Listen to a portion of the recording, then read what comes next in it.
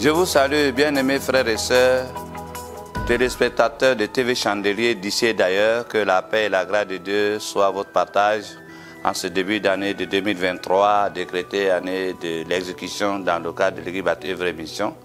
Donc, merci à vous. Nous sommes toujours avec notre méditation matinale.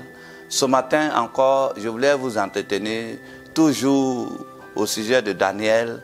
Vous voyez, dans leur aventure babylonienne sur le chapitre 5 à partir du verset 2 à 6. En fait, après que Dieu ait intervenu et que, en tout cas, il a libéré Daniel, il les a restaurés, vous voyez, cet épisode va passer, Nebuchadnezzar va mourir, et puis l'un de ses petits-enfants va venir au trône du nom de Belchassar. Alors, la Bible nous raconte que Nebuchadnezzar, lors de son règne, il a eu à envahir Jérusalem et à ramasser tous les objets sacrés, les objets de culte pour les envoyer à Babylone. Et donc, alors voici ce qui va se passer quelques années après lui, que son fils Belchassar va arriver au trône. Alors, au cours d'une cérémonie, il va donc vouloir se servir de ces objets qui étaient à ses yeux de peu de valeur. C'est pourquoi le thème de notre méditation de ce matin se porte sur la profanation du sacré. Nous allons parler de la profanation. Comment Belchassar va pécher plus que son papa Nebuchadnezzar. Il va donc au cours d'un festin qu'il a organisé. Quand vous lisez ce texte qui va au chapitre 5 à partir du verset 2, voilà. On dit, il eut goûté du vin et fit apporter les vases d'or et d'argent que son père Nebuchadnezzar avait amenés du temple de Jérusalem, afin que le roi et ses femmes et ses concubines s'en servent pour boire. Donc il va utiliser les objets sacrés du Dieu d'Israël pour servir au cours d'une fête qu'il a organisée.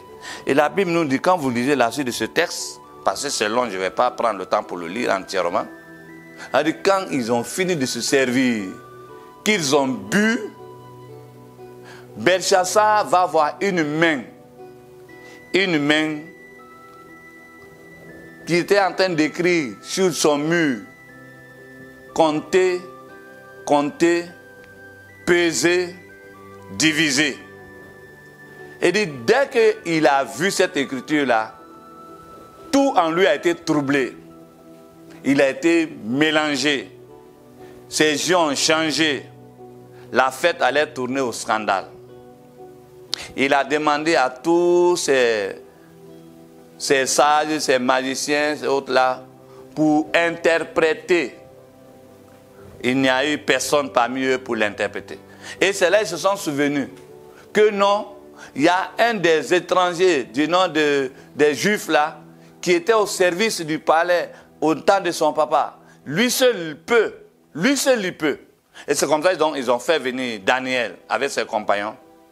Et donc Daniel va interpréter cette vision, cette écriture que Belchassar venait de voir. Compter, peser, diviser. Daniel va dire, ton grand-père, Nebuchadnezzar, il a été grand et puissant, redoutable. C'est le Dieu d'Israël, le Dieu des cieux qui l'a élevé à ce niveau. C'est lui qui donne le trône, c'est lui qui donne le pouvoir, c'est lui qui a fermé. Ce sont ces objets que lui, il a amenés du Jérusalem. C'est ça, toi, tu as utilisé pour servir.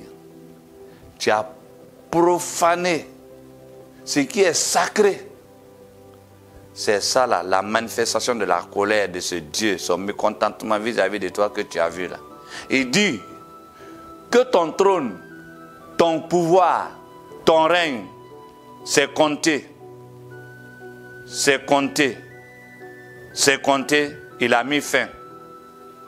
C'est fini. Il a pesé, il a trouvé que tes œuvres sont très mauvaises.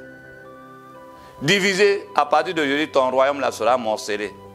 Je vais ouvrir une parenthèse pour dire que le livre de Daniel traite de l'histoire de l'humanité à partir du deuxième monde, c'est-à-dire depuis la fin du déluge universel jusqu'à la fin du millénium. C'est de ça que ce livre-là parle. C'est l'Apocalypse de l'Ancien Testament.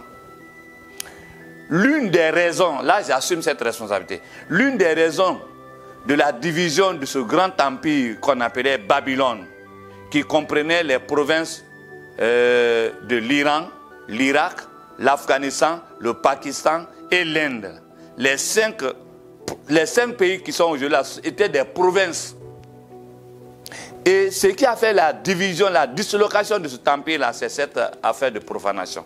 C'est pourquoi depuis ce jour, ça a été divisé en 5 pays opposés entre l'Irak, l'Iran, le Pakistan, l'Afghanistan et l'Inde. Ils sont opposés entre eux.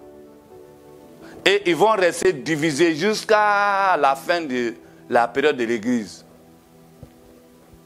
Les conséquences de la profanation.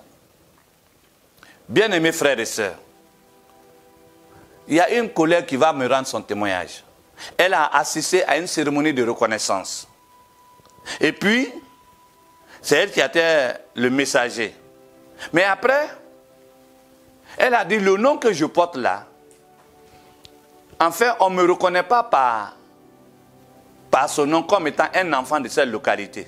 Sinon, en réalité, moi là, je suis de cette localité. Et alors, ils vont transmettre ça au roi qui avait été invité à la cérémonie. Et le roi va balancer le nom d'une ancienne reine qui a vécu là, pour dire, bon, désormais, tu t'appelleras Nana Tan. Et donc, ils ont acclamé, pensant que c'est une chose agréable. C'est dangereux la profanation. Dans la nuit du samedi au dimanche, notre sœur, Dieu va lui montrer les esprits, l'esprit qui était lié à ce nom-là. Parce que quand vous donnez le nom d'un arrière-grand-parent à votre enfant, vous êtes en train de faire ce qu'on appelle l'évocation. C'est-à-dire le monsieur est mort, mais les démons qui ont été la source de son succès là, eux ne meurent pas, les démons ne meurent pas.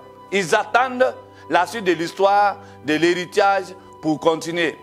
Donc voilà une ancienne reine qui a vécu peut-être 50 ans ou bien 100 ans avant. Et on va ressusciter son nom pour donner à une servante de Dieu. Et alors la fin n'était pas bien. Il a fallu qu'elle vienne se mettre à genoux pour dire, ah vraiment, je dis, mais tu as profané. Tu as renié la foi. Donc cette année, le défi que tu as à relever, c'est de ne pas profaner la foi. C'est de ne pas profaner le salut. Parce que tu seras perdant. Que Dieu vous bénisse.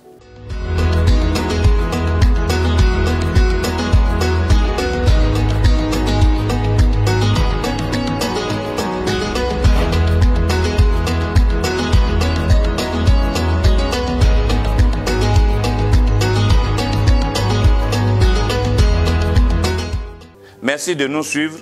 Avant de vous laisser, je voulais tout juste vous présenter cette autre œuvre qu'on trouve à la librairie OMSI et que j'ai intitulée Œuvre et dimension du salut. C'est-à-dire, qu'est-ce que Dieu a fait? Comment Dieu, par le nom de Jésus, il t'a sauvé?